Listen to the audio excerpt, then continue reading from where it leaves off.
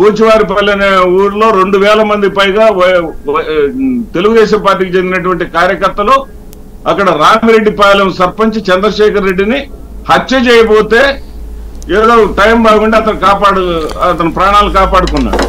మాదిరెడ్డి గారు ఇక్కడ ఒక్క మాట, మాదిరెడ్డి గారు ఇప్పుడు అప్పుడెప్పుడో జరిగినాయి మనం చూసి ఇది కాదు. ఒక్క మాట అండి మాదిరెడ్డి గారు, మనం డ్రమటైజ్ చేయొద్దు. ప్రాక్టికల్ పాయింట్ ఏంటంటే రైట్, ఏ నిబంధనల ప్రకారం ఏం చేయాలా, పోలింగ్ బూత్ లో మీరు చెప్పినట్టుగానే బూత్ క్యాప్చర్ చేసి అవతల ఉన్నటువంటి మీ పార్టీ వాళ్ళ అభ్యర్థుల్ని అవతల మీ ఏజెంట్లను పంపించారు. లిఖితపూర్వకంగా మీరు రాసిస్తే ఖచ్చితంగా రీపోలింగ్ జరపాలి, అది నిబంధన.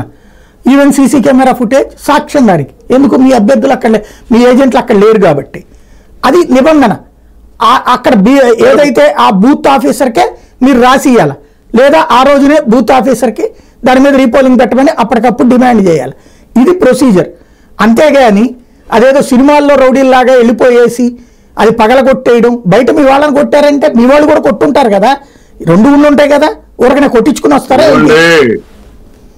ఎమ్మెల్యే అభ్యర్థిగా పోటీ చేస్తున్న పిన్నెల్లి రామకృష్ణారెడ్డి గారు అక్కడ చెప్పిన తర్వాత, వాళ్ళ బాధలని విన్న తర్వాత అక్కడ ఆవేశపడి లోపలికి వెళ్ళినటువంటి పరిస్థితే తప్ప అది రైట్ అని నేను అంటల్లా. కానీ కంప్లైంట్ చేయడానికి ఎవడున్నాడు సార్? 25 సార్లు ఎంపీ క్యాండిడేట్ గా కంటెస్ట్ చేస్తున్నటువంటి అనిల్ కుమార్ యాదవ్ ఫోన్ చేస్తుంటే దిక్కు లేకపోతే ఈ 3 చోట్ల ఎందుకు జరిగినాయి సార్? తిరుపతి, మరి పల్నాడు, ఈ జిల్లాల్లో అనంతపురం, అనంతపురంలో మన అందరికి అన్ని టీవీల్లో కూడా చూపించారు, ఆఖరికి వాళ్ళ టీవీల్లో కూడా చూపించారు. పోలీసులు ఈ యొక్క సీసీ కెమెరాలను పగలగొడతారండి. ఒక ఎమ్మెల్యే ఇంటికి, అధికార పార్టీ ఎమ్మెల్యే ఇంట్లోకి వెళ్ళి సీసీ కెమెరాలు పగలగొడతారండి.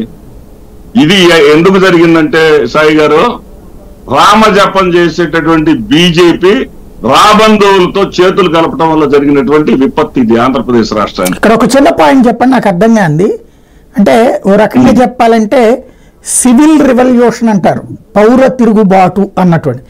అట్లాగా ఇప్పుడు మీ మీద పోలీసులు తిరుగుబాటు చేశారు, ప్రభుత్వ యంత్రాంగం తిరుగుబాటు చేసింది అనుకోవచ్చా?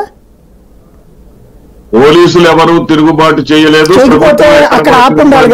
మీరు ఇందాక చెప్పినటువంటి ఏది ప్రభుత్వ ఉద్యోగస్తులు కూడా ఎక్కువ మంది ఓట్లు వేశారనే దాన్ని కూడా నేను ఏకీపించట్లేదు. 1,20,000 మంది టీచర్స్ ఉంటే 70% మంది టీడీపీకి ఓట్లు వేశారు.